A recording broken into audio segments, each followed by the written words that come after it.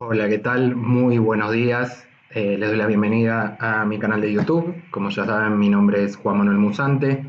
En este caso voy a estar hablando del libro de Pablo Dragotto y María Laura Frank, Clínica en las Fronteras. En este caso, la clase disponible en el canal de YouTube va a corresponder al capítulo 2 de este libro, como les decía, Clínica en las Fronteras.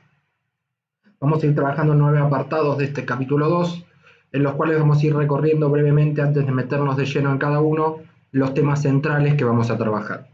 Primero vamos a trabajar un apartado de Susana Curás, que va a trabajar el acompañamiento terapéutico y el espacio vincular. Vamos a ir tomando esas dos cuestiones como cánones alrededor del concepto de acompañamiento terapéutico ligado a la idea de vínculo. En segundo lugar, vamos a trabajar un caso que van a tener que hacer un trabajo práctico en función de eso, pero voy a sobrevolar la teoría desde lo más importante, que son los conceptos de coordinación y supervisión en torno a un caso de esquizofrenia. En tercer lugar, vamos a hablar de dos conceptos claves de Fernández, que habla de transferencia y su relación con la supervisión. Son elementos que hay que tener en cuenta para trabajar. Luego vamos a seguir con el concepto de transferencia, pero desde la mirada de Macías, para hablar de la transferencia y la relación con el goce. Vamos a hablar respecto de la demanda, el rol y la posición ética respecto de un caso de acompañamiento terapéutico con la mirada de Marengo. Y otro concepto que vamos a trabajar que es muy importante es la idea de tiempo en el acompañamiento terapéutico con el apartado de Sereno. Finalmente, los últimos tres apartados que vamos a trabajar tienen que ver directamente con el sujeto, el AT y el autismo. Vamos a trabajar cuestiones que tienen que ver con la coordinación y la supervisión alrededor del acompañamiento terapéutico y qué sujeto construimos en los casos de autismo. Después vamos a seguir hablando de la dimensión del cambio desde María Giraudo en el acompañamiento terapéutico, y vamos a cerrar con una experiencia de el país vecino de Brasil, con De Silva, De Lima y Pacini, que trabajan en el acompañamiento terapéutico la idea de experiencia, la idea de formación y la idea de tiempo. El concepto o este apartado, que es el de Susana Curás, donde se trabaja la cuestión del AT y el espacio vincular, es muy importante trabajarlo. ¿Por qué? Porque nosotros como ATs, como coordinadores, como personas que trabajamos en una práctica profesional, como supervisores, siendo asesores externos, tenemos que pensar nuestro rol como acompañantes terapéuticos como el armado de un guión.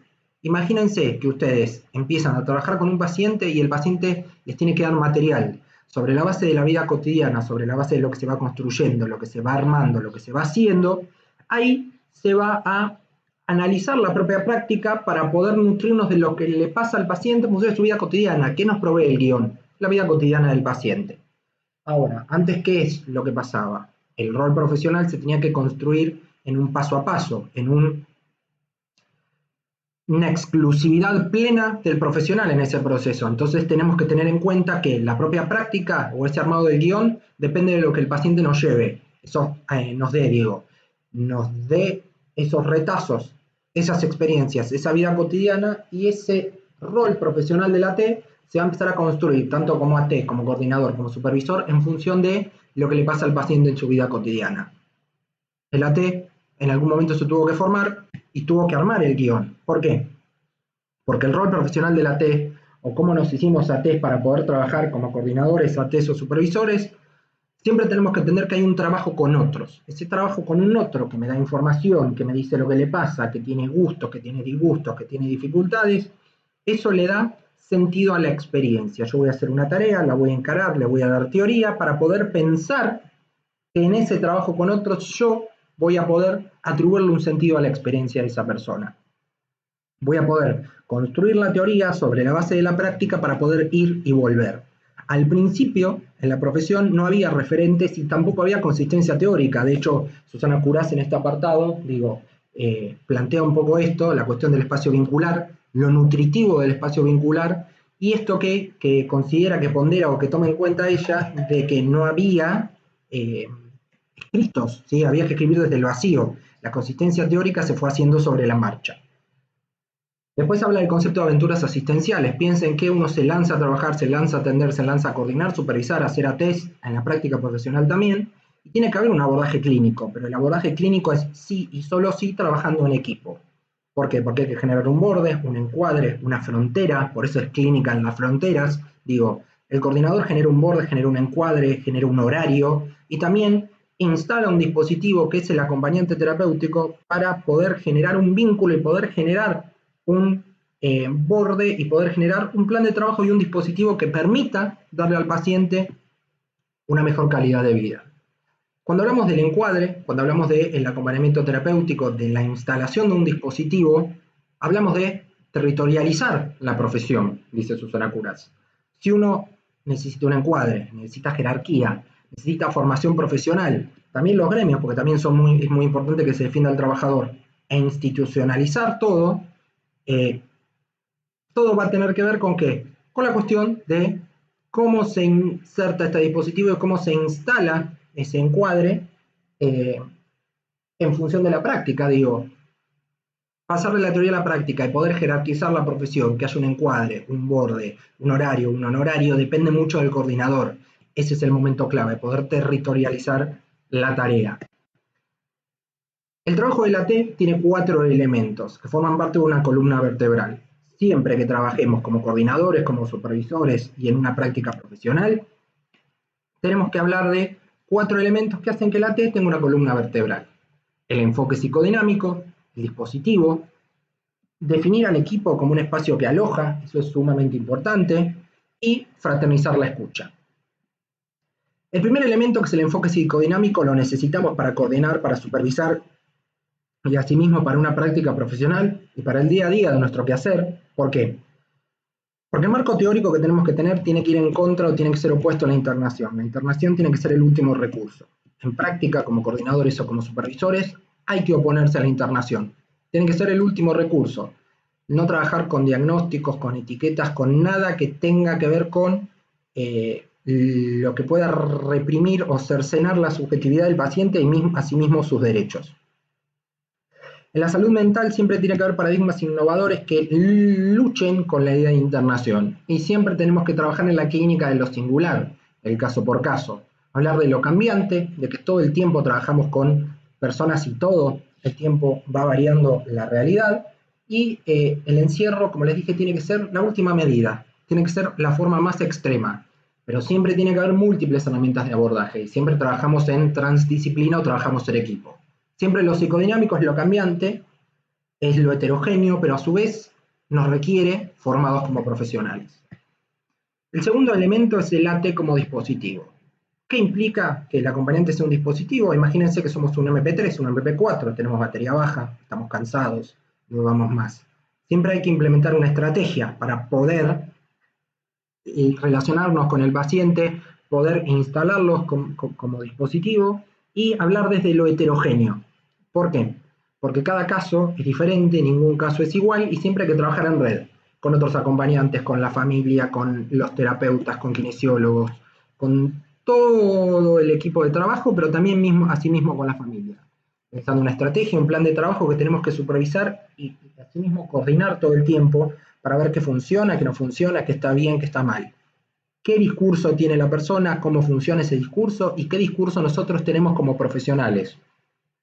Ahora bien, ¿qué es un dispositivo? Un dispositivo es una práctica o un mecanismo que es necesario para hacerle frente a una urgencia y lograr un efecto. ¿Qué es lo que se busca lograr con el dispositivo de acompañamiento terapéutico? Básicamente una eficacia clínica. El término es de Foucault, pero lo que se busca con el dispositivo es que el paciente tenga lazo social, que se pueda relacionar y que a su vez tenga una mejor calidad de vida.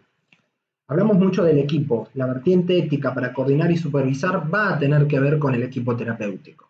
Ahora, si este equipo no trabaja en red, no supervisa, no tiene un coordinador, no hablan entre sí, no escriben, no va a ser un espacio que aloja. El equipo tiene que ser un espacio que aloja. ¿Por qué? Porque el acompañante terapéutico, y vuelvo al título del apartado, es un espacio vincular. Nos relacionamos con un otro. Podemos caer en algo fusional, en trabajar siempre dependiendo de otro, en lo persecutorio, de estoy haciendo esto bien, estoy haciendo esto mal, me van a decir algo, esto va a estar mal. En el vínculo entre acompañantes y asimismo cada acompañante con los pacientes, ese vínculo transferencial, va a haber una construcción, va a haber un despliegue y va a haber una disolución. Ningún acompañamiento terapéutico es eterno. Pero siempre hay que trabajar con los vínculos, ¿sí? Hay diferentes profesionales y hay un entrecruzamiento de los vínculos con el acompañado. Eso es clave tenerlo en cuenta.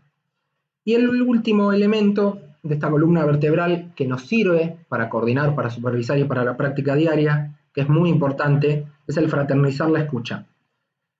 ¿Por qué digo fraternizar la escucha? Muchas veces la gente nos escucha y no nos da pelota, no nos da trascendencia porque no le importa, porque es egocéntrica, porque no es algo que sea relevante. Entonces el acompañante terapéutico tiene que promover lazos con el acompañado desde lo fraterno, desde lo afectuoso, siempre respetando esta cuestión territorial o esta cuestión del encuadre. Uno si trabaja con personas trabaja desde la empatía, trabaja fraternal. Va a haber un vínculo con el acompañante y algo del orden de lo afectuoso, de lo cercano, digo. Esto de fraternizar la escucha está muy marketingado, pero no está muy valorado, digo. Si uno fraterniza la escucha, tiene empatía con el síntoma y se acerca, va a tener proximidad en el vínculo. Siendo acompañante, siendo coordinador y supervisor, hay que tener empatía con lo que le pasa al otro. Siempre hay que supervisar la potencial pérdida de distancia. Esto que decimos de ni el frío ni el calor. Tiene que haber un punto medio. No tenemos que ser ni primavera, digo, ni verano, ni invierno. Siempre es recomendable ser otoño o primavera en este tipo de casos. Una cuestión clave que yo suelo hacer en clase y que sirve un montón y que es interesante son los mates clínicos. Los mates clínicos es un espacio en ronda que básicamente sirve para ver qué le pasa al acompañante terapéutico con el paciente, como para descargar, es un espacio necesario de descarga. Siempre que haya una horizontalidad en el vínculo va a haber mejoras en los acompañados, eso es clave también tenerlo en cuenta. Este es el cuarto elemento, fraternizar la escucha. A fin de cuentas, el trabajo del coordinador, del supervisor y del ATI que está haciendo una práctica tiene que ver con un posicionamiento ético. Cada paciente tiene un infierno cotidiano, tiene mugre, tiene problemas, tiene dificultades. Ahora, lo que plantea Susana Curas es que el coordinador, el supervisor y el mismo AT en su práctica tiene que vencer el miedo para obtener la claridad. Voy a hacer mención en el apartado número 2 al texto de Rodrigo Santillán que habla del avatar de la función coordinación en un caso de esquizofrenia. Ya vimos en la unidad 1 y ya vimos a lo largo de la carrera qué es la coordinación. Ya saben que la coordinación es una función y es una actividad que la hace una persona dentro de un sistema. Tiene que guiar al resto del equipo en ese proceso. Ahora, si yo hablo de avatares, también voy a hablar de fases, de cambios, de vicisitudes. Todos los casos tienen avatares. La coordinación va a estar ligada a los avatares, a las dificultades, a las vicisitudes que se tenga en ese proceso. El caso que van a tener que trabajar es el caso Mariano. Es un caso que tuvo un coordinador y tuvo más de 60 test, para que se imaginen. 8 años de trabajo se hicieron con este paciente, en los cuales tenía un delirio megalómano y místico con ciertos rasgos persecutorios. Lo que van a tener que analizar es la función de la coordinación y la función del AT en ese proceso. ¿Por qué es tan importante la función coordinación en el caso Mariano y en cualquier tipo de caso? Yo limpié un poco lo teórico como importante para que ustedes después puedan leer el caso. La función coordinación sirve básicamente para repensar la clínica del acompañamiento terapéutico. Hay que ver qué es eficaz, qué sirve, qué no sirve. El coordinador está para medir la eficacia, para ver el caso por caso, para revisar qué estrategia sirve, qué estrategia no sirve. ¿Qué coordenadas están bien planteadas, qué coordenadas no? La coordinación es una función necesaria que tiene que estar marcada por la experiencia, por el armado de un dispositivo, por la utilidad clínica, desdoblando funciones. La del AT y la del coordinador. Van de la mano, ambas son necesarias y es clave y es vital que se trabaje en equipo. Finalmente, el lazo social es el principal objetivo de un acompañamiento terapéutico. Es el objetivo del dispositivo, que la persona aprenda a relacionarse, que aprenda a trabajar y que el paciente internalice, asuma que tiene que respetar al acompañante, al horario, a lo que se va a hacer y que tome distancia este paciente respecto del acompañante. Eso es absolutamente clave. Así que van a tener que trabajar el caso Mariano, lineamientos y con las consignas que les dé en su momento. Apartado número 3, Fernández, transferencia y supervisión en el contexto del AT. Siempre que hablamos de implementar un acompañamiento terapéutico, hablamos de dos ejes. Hablamos de una transferencia, es decir, de un vínculo del acompañado con el equipo de acompañantes, y a su vez hablamos de una asesoría externa que es la supervisión. Siempre piensen que en la transferencia hay algo, si hablamos de la neurosis, hablamos de algo del orden de lo inconsciente que se repite. Hay algo en la vida cotidiana que se tiene que repetir para que se pueda construir un plan de trabajo, un tratamiento. Ahora, nosotros no interpretamos si somos acompañantes terapéuticos. En mi caso que soy psicólogo, que tengo la doble vertiente, ahí sí interpreto, pero no interpreto como AT, interpreto como psicólogo. En la transferencia le suponemos un saber al acompañante, al AT. Ahora, hablamos de diálogo, hablamos de confianza y hablamos de apertura. Tiene que haber un vínculo entre las partes para poder promover eh, digo esto de fraternizar la escucha, promover un vínculo. Ahora, supónganse que las transferencias se espantan, no se pueden solucionar las cosas con los pacientes y hay problemas, entra en juego ahí la supervisión. La supervisión tiene una vertiente ética, pero ¿por qué tiene una vertiente ética? Porque el acompañante terapéutico no puede hacer lo que quiere, no puede utilizar la estrategia que quiere. Siempre se trabaja en equipo. No somos cuidadores y tampoco el coordinador tiene que promover a un cuidador. ¿Por qué? Porque acompañar no es decidir por el otro. Uno no es cuidador que toma decisiones por el otro. Acompañar es no arrasar al otro, poner el cuerpo y para eso está la supervisión. Para ir detectando y determinando qué de la transferencia empantana, qué de la transferencia ayuda. ¿Y por qué es importante la supervisión? Porque nos da una vertiente netamente ética. Si hablamos de transferencia, hablamos de supervisión en una T, tenemos que trabajar lo necesario, lo evitable y lo ético. En el AT, lo necesario es proponer en función de los intereses del paciente. Es clave ver qué le interesa al paciente para poder ahí generar la estrategia. ¿Qué es lo evitable? Proponer en función de los propios intereses. Yo no tengo que promover lo que a mí me interesa. Yo me acuerdo que en el hospital hace un montón de años y al principio llevaba yo propuestas. Y después empecé a ver qué era lo que le interesaba al paciente. Pasé de lo evitable a lo necesario. Está bueno al principio ir sondeando qué le gusta o qué no al paciente, pero siempre hay que ver qué intereses tiene en juego el paciente para poder pensarlo. Y después tenemos lo ético. El AT tiene que supervisar, tiene que evaluar propuestas, tiene que ser algo externo, tiene que ir sondeando qué es lo que le pasa en su práctica cotidiana. Y el supervisor trabaja siendo un sostén profesional para observar la relación entre el AT y el paciente. Eso es lo necesario, la supervisión siempre es necesaria. No sugiere siendo supervisor, por ende tiene que evitar tomar decisiones que tiene que tomar el equipo. Y lo ético es intervenir en las subjetividades del equipo tratante, ver qué es lo que le pasa al equipo y a cada uno de los ATs en función del caso. Sobre la base de eso hay que trabajar.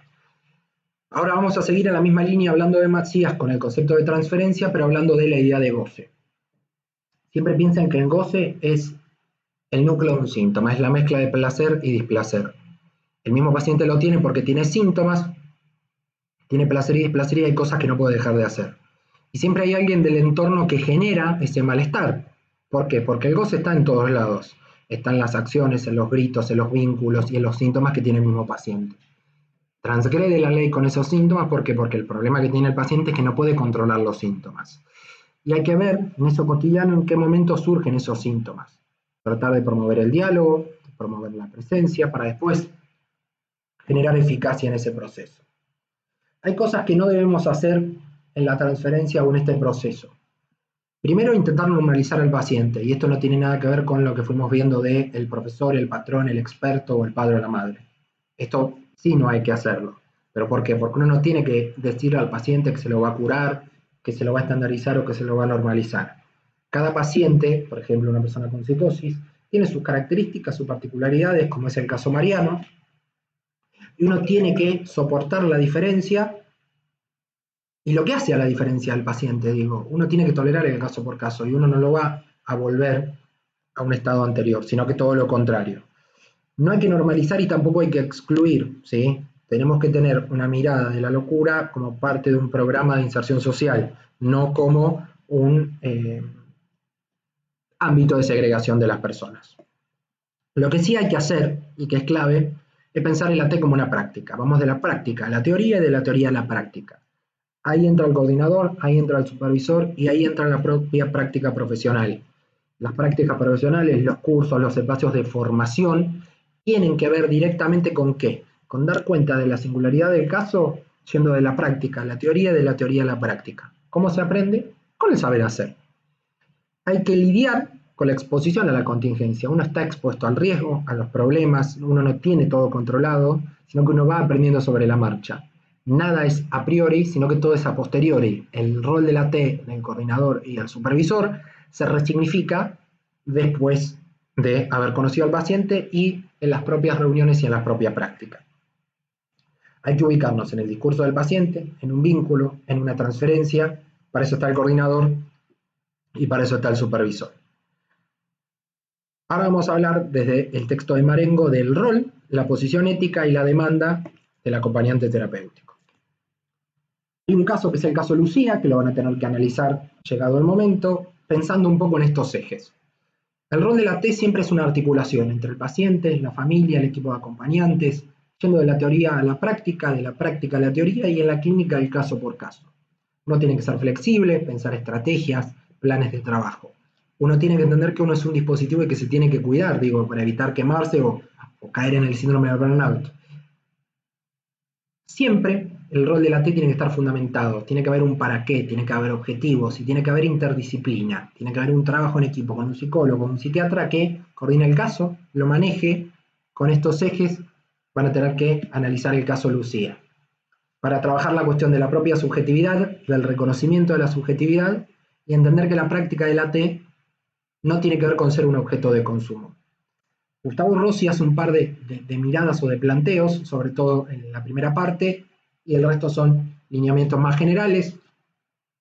Siempre hay que ver qué demanda la familia y qué dice el terapeuta o qué indica el equipo, porque lo que dice el equipo muchas veces va en contra de la familia, lo cual eso es clave para poder trabajar. ¿Por qué? Porque va a haber un pedido familiar que puede ir en contra de la indicación terapéutica o de lo que plantea en el equipo.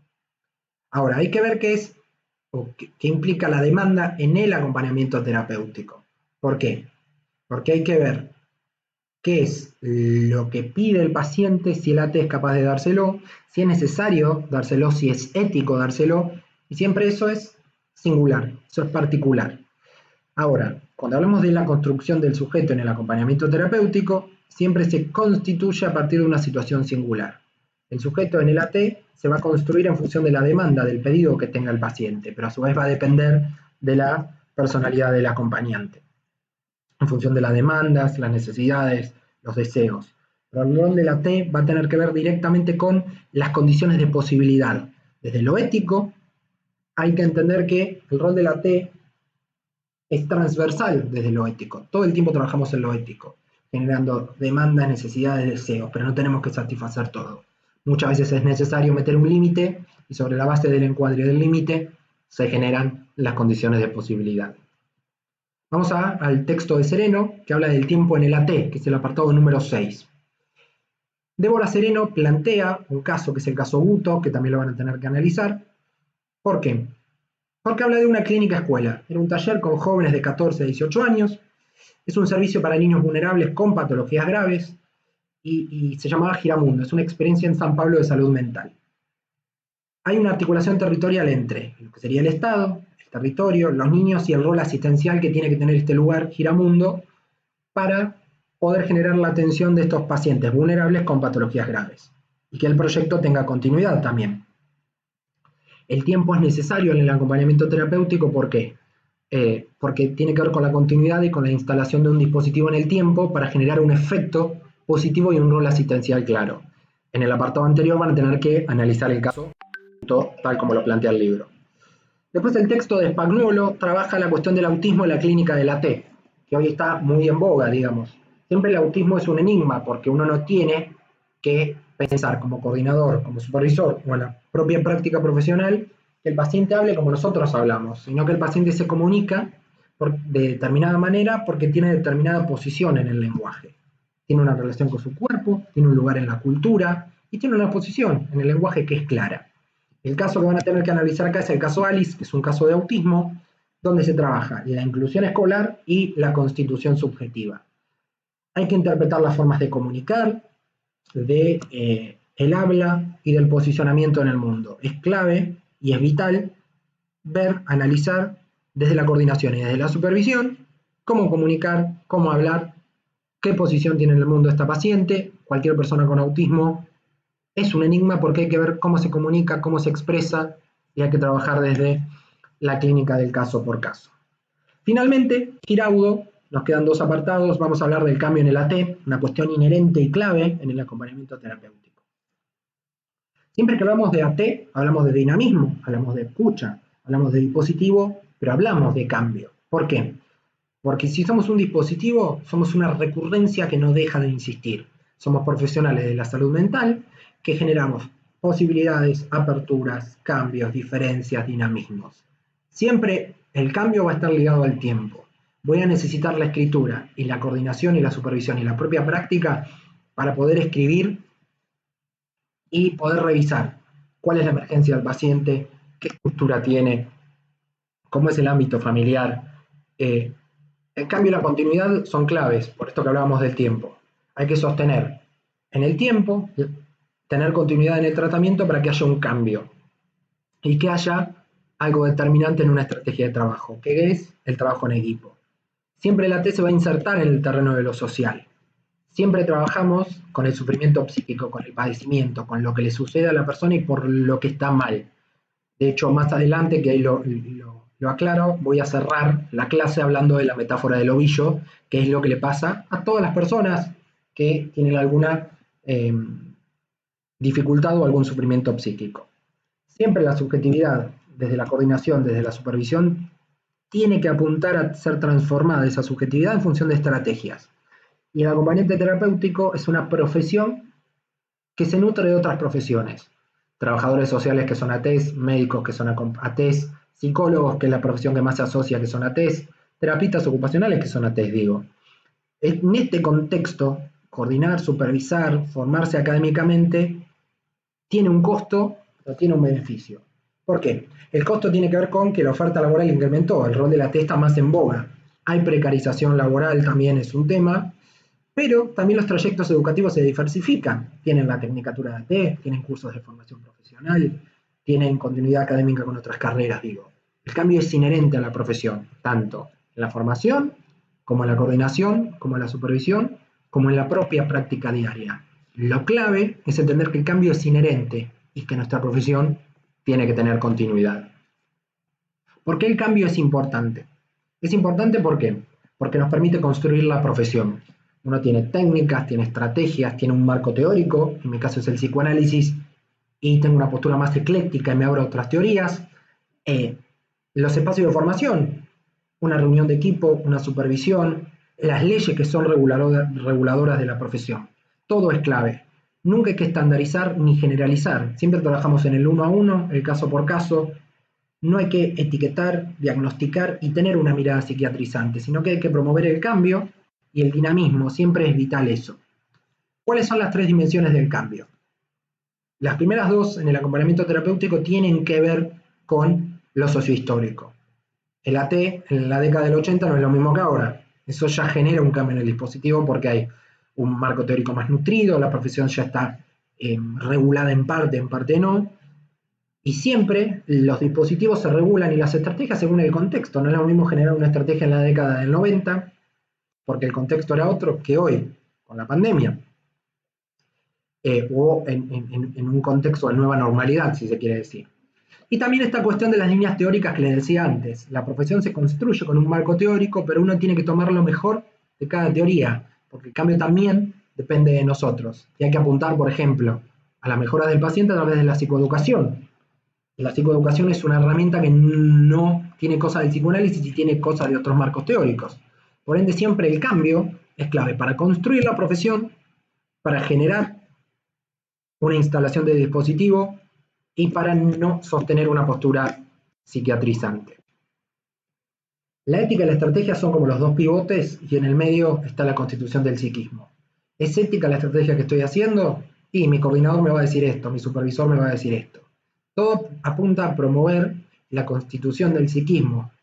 El AT va a estar en el medio de la ética de la estrategia porque va a trabajar con un psiquismo. Se va a contactar de manera humana con el otro, promoviendo un contexto saludable, trabajando y entendiendo que hay una oferta excesiva de formación y hay que elegir siempre la mejor formación posible, actualizada, que apunta a la calidad de vida, al lazo social y a dignificar la profesión. Nunca hay que caer en la lógica del subjetivante, chicos. Es clave trabajar con un otro y que ese otro tiene un nombre, tiene un lugar, tiene una posición, hay que charlar. No hay que sustituir lo individual por lo subjetivo. La subjetividad, la persona está antes que el ego o que la individualidad. Eso es clave. No es alguien anónimo. La persona tiene nombre, tiene apellido y tiene una realidad, la que tenemos que trabajar de la mejor manera posible. Siempre con el cambio, claro está. Finalmente, vamos a hablar de la experiencia en formación, que es de Da Silva, de Lima y Pacini, que es el último apartado. Era un proyecto de extensión de la Universidad Río Grande do Sul, en Brasil, donde, ya lo van a poder leer en el apartado, se trabajaba con la escucha, el diagnóstico y la anticipación. Siempre que uno trabaja en una T, coordina, supervisa, está en la práctica, tiene que tener escucha, tiene que tener capacidad de anticipación para reaccionar, pero no definir la labor a priori, sino que se define a posteriori. Y es un tiempo que no es un tiempo cronológico, sino que es un tiempo subjetivo. Es un tiempo sin medida, amplio, generoso. Siempre tenemos que entender que nosotros como ATs tenemos nuestros tiempos, y me gustó esa frase porque es parecida a una frase que dice Pichon Rivière, que dice: tenemos la sociedad adentro. En este apartado dice: repensar la ciudad con la que cargamos. Todos tenemos historia, tenemos familia, y somos a partir de nuestra historia de vida, de nuestro contacto con lo social y con la propia singularidad. También es importante entender, y este apartado también lo marca, la amistad en el AT. Siempre la amistad es celebrar la diferencia. Uno no está de acuerdo con los amigos en todo. Yo celebro la diferencia y no voy a tratar de pisar al otro para que piense lo que yo pienso, sino que celebro eso diferente porque así se puede crecer. También la amistad en un acompañamiento terapéutico tiene que ser un pivote para trabajar lo abierto, lo imprevisible, lo nuevo, la inventiva. Pero a su vez, más allá de todo, hay que trabajar ¿qué? La confianza. ¿Qué es confiar? Es hilar con, tejer con. Es abrirse a la experiencia siendo acompañantes terapéuticos para pensar nuestra práctica, nuestro rol como coordinadores o supervisores, entendiendo que el trabajo es una creación conjunta. Nunca se da a priori, siempre se da a posteriori. Porque si yo me pongo a escuchar, no me voy a poder anticipar como si fuera una fórmula, como si fuera un laboratorio. Siempre el acompañamiento terapéutico es una creación conjunta. Próximo video que voy a grabarles, Clínica en las Fronteras, vamos a trabajar con el abordaje, las fronteras y las inserciones de la T. Vamos a trabajar el capítulo 3. Hasta acá, este video para mi canal de YouTube. Voy a cerrar con una reflexión de Leónidas Lamborghini del libro 10 escenas del paciente, hablando de esta cuestión de la metáfora del ovillo. Y veo allí cuando bajo tanta gente en silencio, cada uno con su ovillo, desovillando, cuidadosamente en silencio hacia adentro. Y me siento mal, dijo uno de pronto, y era un paciente de paciencia de años, hace años. Todo el tiempo trabajamos con ovillos que están anudados y es nuestra tarea, como coordinadores, como supervisores, tratar de desandar ese ovillo para que esos problemas se puedan hablar, se pueda generar una estrategia y se pueda hacer un lindo pullover y que la persona pueda hacer lazo social y tener mejor calidad de vida. Espero que les haya sido útil este video. Muchísimas gracias por tomarse el tiempo de verlo. Nos vemos en el próximo video disponible en el canal de YouTube sobre el libro Clínica en las Fronteras, en este caso el capítulo 3. Muchísimas gracias por su tiempo. Será hasta el próximo video.